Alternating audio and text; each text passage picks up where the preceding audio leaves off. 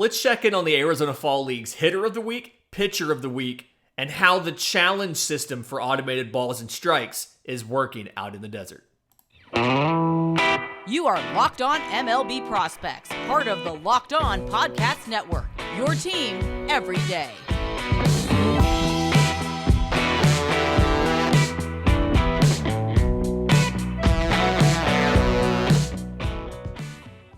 Yes, welcome on in to Locked On MLB Prospects, your home for all things minor league baseball. I'm your host, Lindsey Crosby, baseball writer and podcaster. Thank you for making this your first listen every single day. And as we've done for the last couple weeks now, we have a hitter of the week and a pitcher of the week in the Arizona Fall League. Start off with the hitter of the week, catcher Zach Britton of the Blue Jays. One, very frustrating to look up information about him because there is another Zach Britton, and Baseball Reference keeps trying to take me to that guy. I don't want the Yankees pitcher. I want Zach Britton of the Blue Jays. 2020 fifth rounder out of Louisville. Was a backup catcher, also played outfield some, and he says he is a catcher. He insists he is a catcher. He corrected minor league baseball when they tweeted a highlight video of him earlier in the year with, hey, I'm a catcher. But in 10 games this season in the Arizona Fall League, he's only played in the outfield.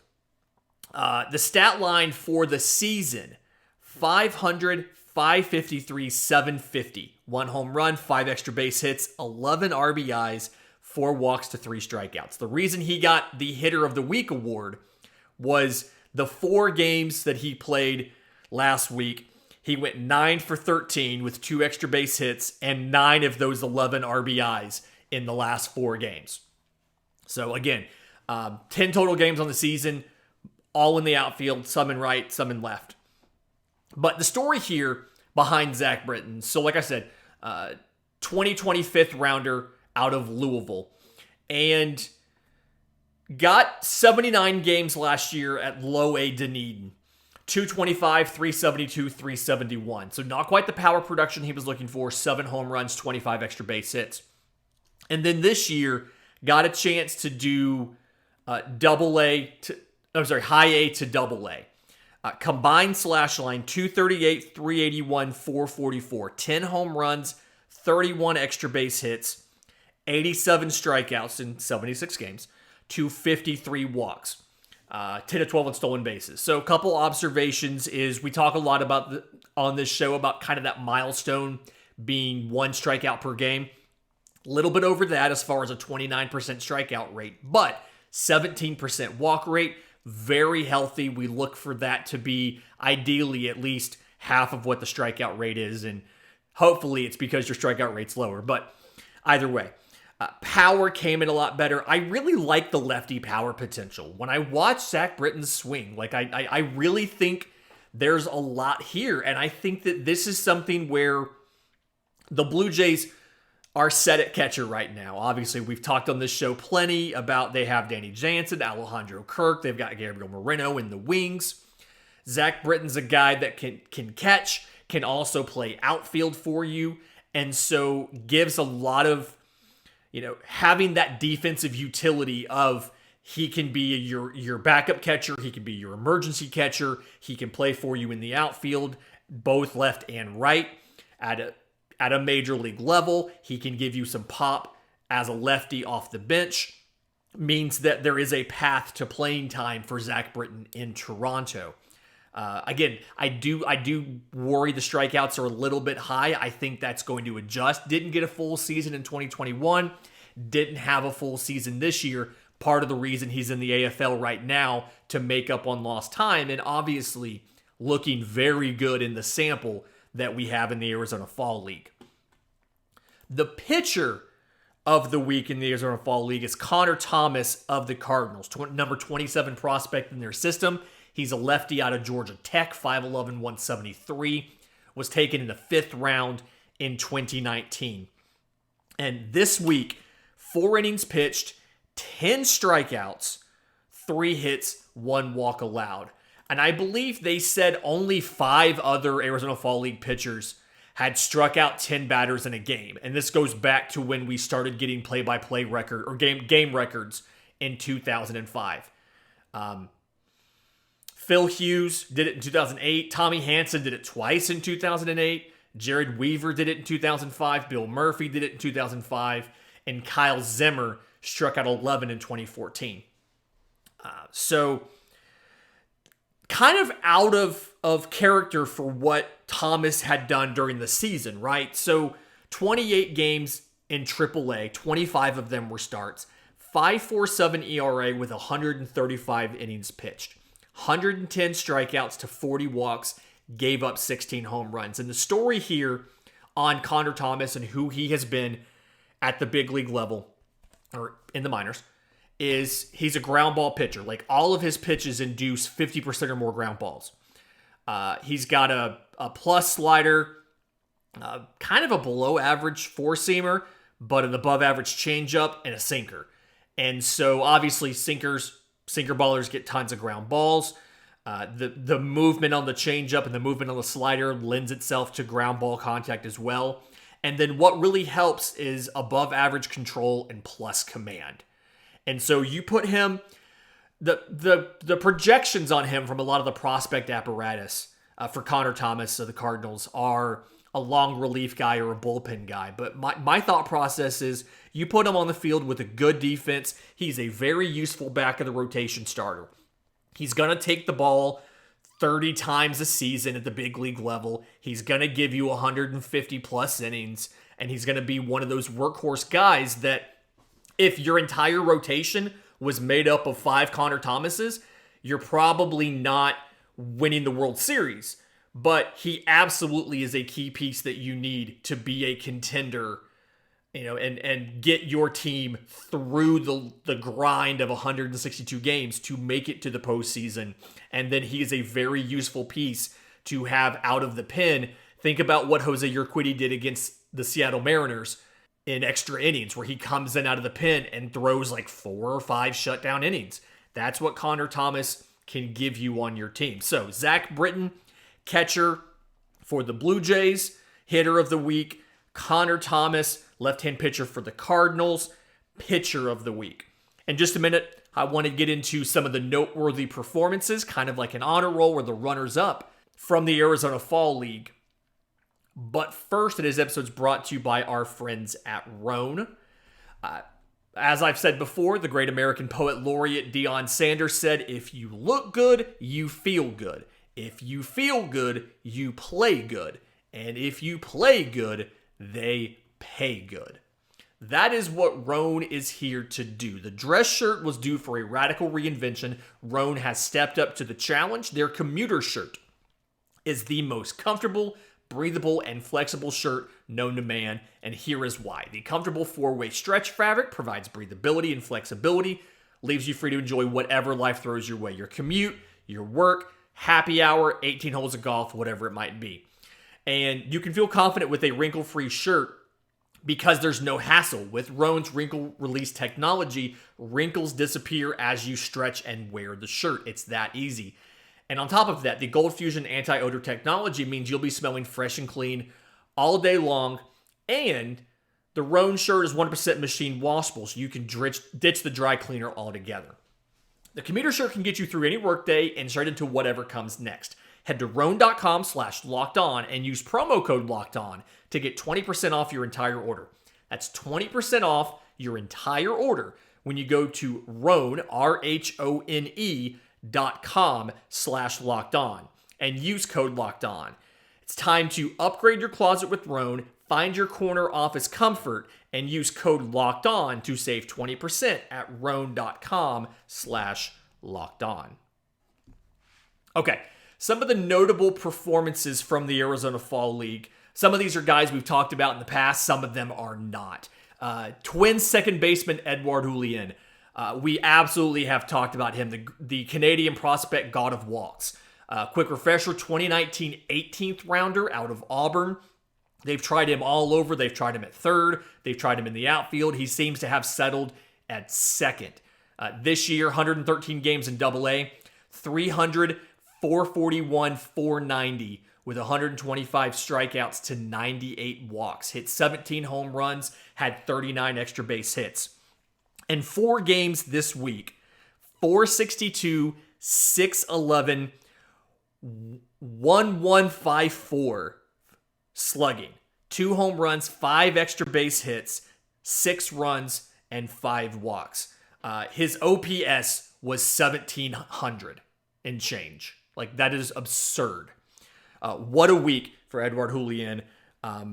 So kind of wild that he was not the hitter of the week, given those numbers, but absolutely just crushed in the Arizona Fall League. Orioles outfielder Heston Kjerstad. I talked about him in the Orioles episode, 2020 first rounder, number 2 overall out of Arkansas, 6'3", 205. Missed all of 2021 because of myocarditis, the inflammation of the heart muscle. Got a late start this year, so he only got 65 games in between low A and high A at age 23.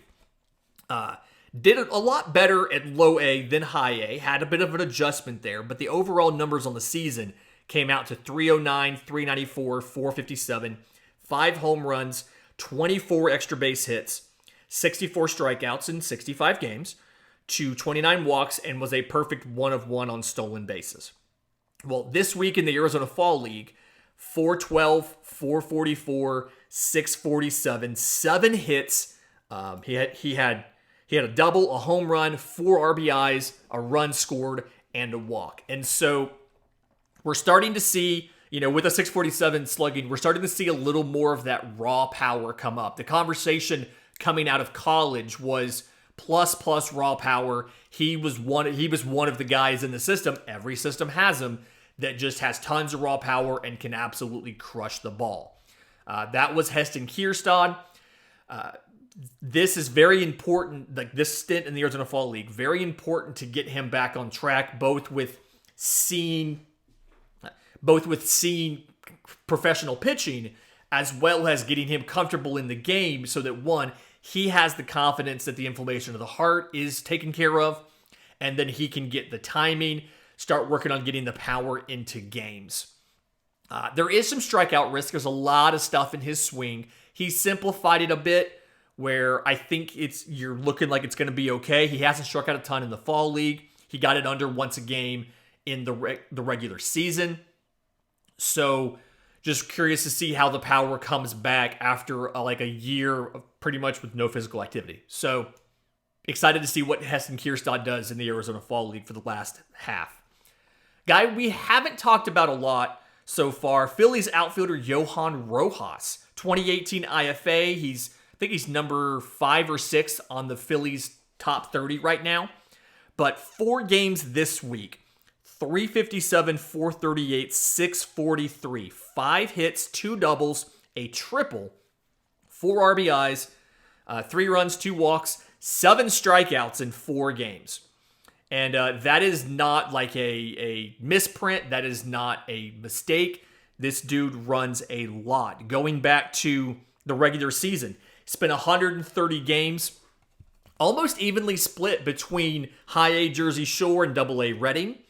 But in those games, 130, 244, 309, 354. Power wasn't quite there, but 7 home runs, 34 extra base hits, 7 of which were triples. A little bit. The speed is real. 99 strikeouts to 42 walks, 62 of 67 on stolen bases. Was caught once in high A, was caught 4 times over 60 games in double A Reading. So things started to click for him in double A. His batting average going from Jersey Shore to Reading goes up 30 points. His on base goes up 45, 50 points. His slugging goes up about 60 points. Things really started to click as far as power production. He had 5 of his 7 triples in Reading. He had 4 of his 7 home runs in Reading in a lesser number of games. And that's the story here with Rojas, is he's just super, super toolsy. Speed is a 70 grade. He's an absolute burner. Defense, plus defense in the outfield, center field, can play all 3 positions, but has fantastic defense in center, which, as you remember from yesterday's how the World Series teams were built, The Phillies needed that. They had to go out and trade for Brandon Marsh mid-season to replace Matt Vierling because they couldn't get competency on offense and decent defense out of anybody who was an option in center field after they lost Bryce Harper for the season, or from the field with the UCL injury. To go along with that, the arm for Johan Rojas, above average arm. Some people have called it plus. I've got it at above average. The raw power is very good. He's gotten better as far as swing and miss. He's cut down on his ground ball rate.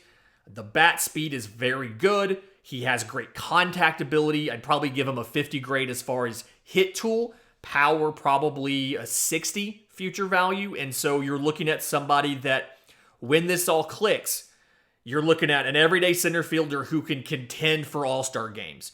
And if everything not only clicks but hits the way it should, you're looking at like a top 10 outfielder in baseball.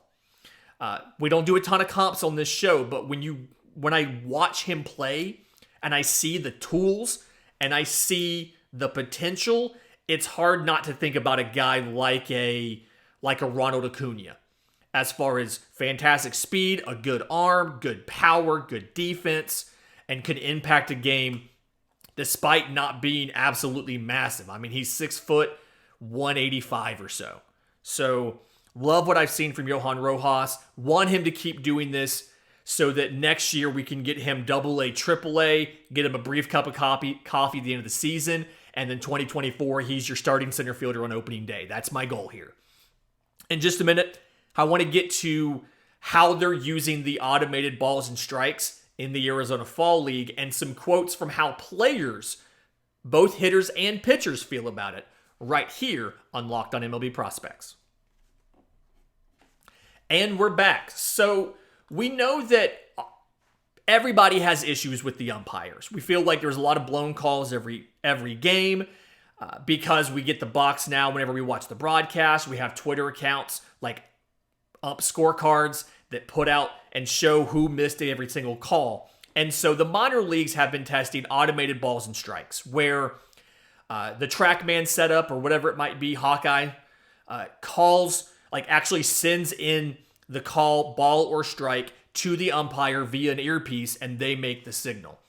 And one of the complaints with that system is that there's a delay. The pitch comes in, and it takes a second to get the message before the umpire can call it. And it's just like a little bit of a hitch in the system.